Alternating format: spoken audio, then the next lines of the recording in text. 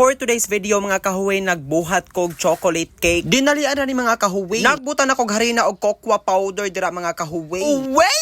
Nagbutan na sa kog brown sugar og baking powder dira mga kahuwi. Ako ra nang gimekos-mekos dira mga kahuwi. Unya nagbubo na sa dayon ko din butter nga ako nang gipamelt mga kahuwi. Hasta gatas na pod mga kahuwi. Nagbuak na sa day kog duha ka itlog dinha mga kahuwi. Mekos-mekoson na dinha mga kahuwi. Hanto mawagtang na dinha mga tibog-ol. Di perfect ka naguba ang whisk. Egg na lang. Kaldero ra di akong gigamit din mga kahuwi kay wala man tay oven no. After 20 minutes in low heat mga kahuwi, mauna ni siya. Perfect soft kay na mga kahuwi. Ako na sa din ang gibalhin dira sa lain nga container para mas perfect ang atong kaon mga kahuwi. Tanawa na deform na ni siya pero perfect ra gyapon iglami. Nagpa-melt sa day ko og chocolate mga kahuwi pero nasunog yun siya so wa na lang gyud na ako gibutan. Nagkutaw na lang day ko din higatas mga kahuwi ug ako ana day nang gitilawan din ang cake nga akong gibuhat. Bisag wa na mao ang chocolate nga akong gipamelt mga kahuwi. Ginatagwa na mao ani. Pero nevertheless lami ra gyud siya mga kahuwi. Mauni for today's video.